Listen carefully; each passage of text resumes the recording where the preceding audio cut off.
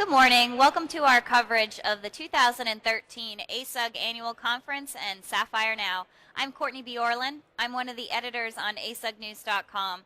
And this morning I'll be talking about SAP Rapid Deployment Solutions with one of its fabulous customers and one of our fabulous board members, David Wascom, who is the CIO of Summit Electric Supply and Summit Electric Supply's partner on its RDS implementation, Intelligence, and CRM Practice Lead, Karine Hojo. Thank you so much for joining me today. Thank you. Thank you.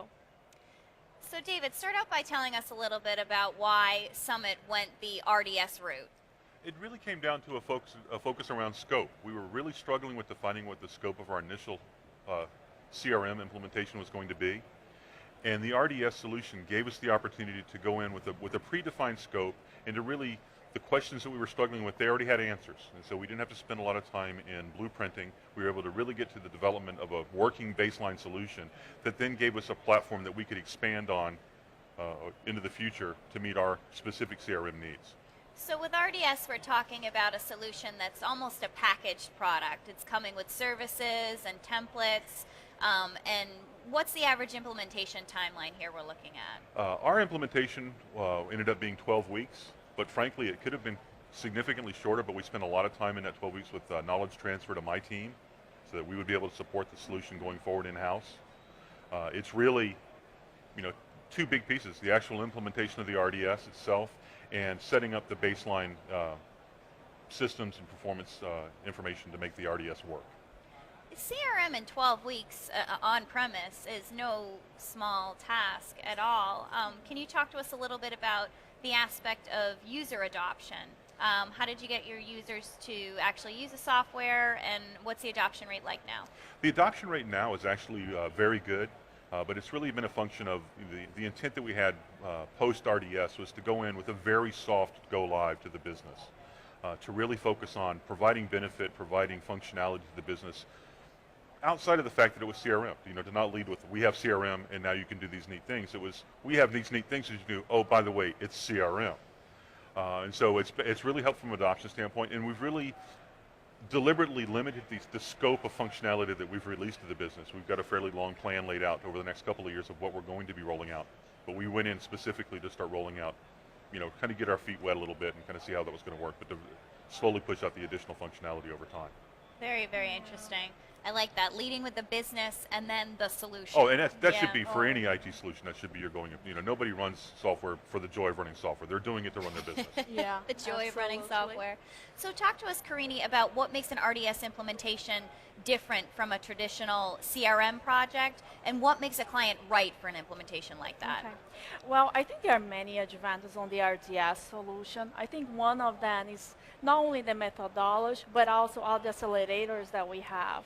So for example, we have a pre-packaged, a pre-configured software that we install. So that's reduced tremendously the amount of time of the installation, of the preparation, as well as Dave mentioned, the blueprint phase. Because pretty much on the RDS, you have already the best practice processes, so it's really fast to implement. And because we have all the documentation in place, even like user cases, test scenarios, test scripts, it's really make easier not only for the customer to absorb a lot of information in a short period of time, but as well as for us to implement much faster, reducing risk, also reducing the people that's needed to run an implementation like this. So we don't have as many business users, so many IT users, analysts as well, so it makes really fast. I think that's a good mention. It's good to mention as well is that the blueprint, just like Dave was mentioning, we don't have to do that. But at the same time, we spend the time on working with the customer, making them understand what is the process, why it is the way it is, and make easier for the implementation.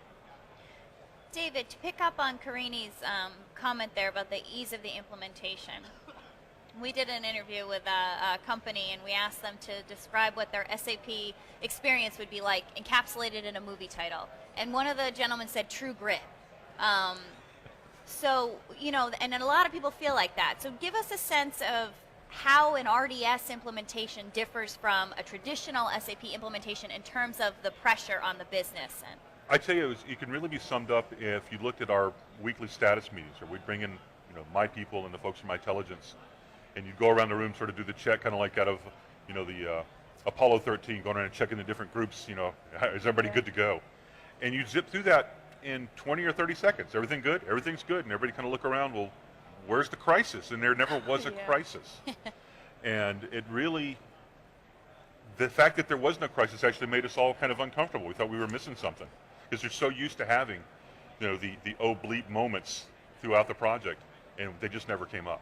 That's interesting that Dave mentioned that, because one of our status meetings, he mentioned, I don't know, there probably something's wrong on this project because we really don't have any issues. Everything's doing pretty well. So I don't know. It's just strange. Our status meeting was really very fast, and I think we got along very well. The intelligence team, the summit team, and it's a very good project.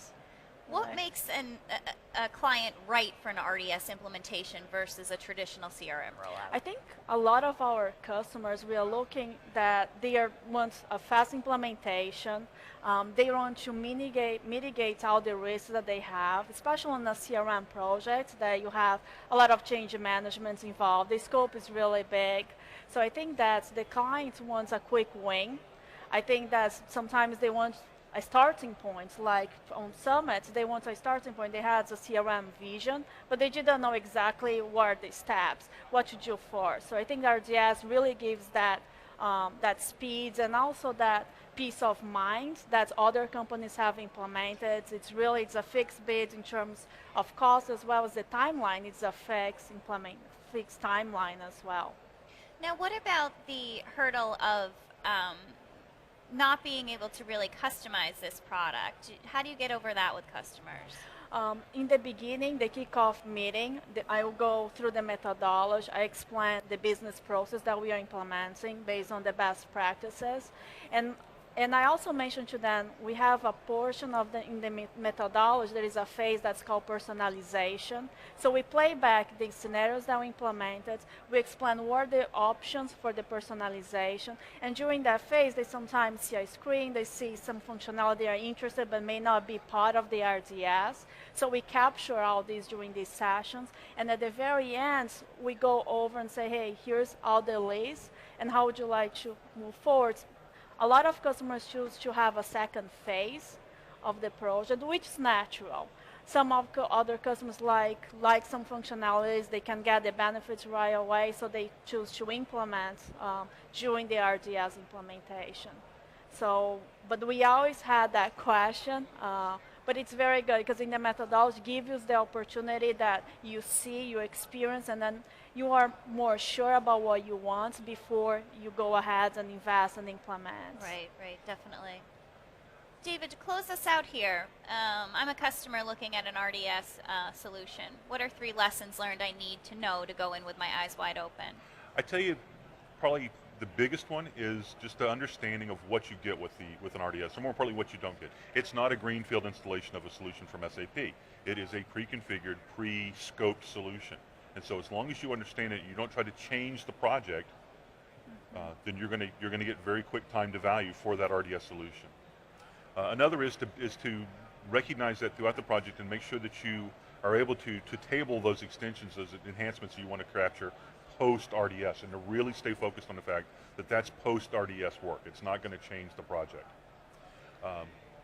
And then beyond that, it's a fantastic opportunity. The RDS opportunities out there from SAP are a way to really evaluate and get in and really see if these solutions are going to make sense for your business without having to go through a full-blown implementation.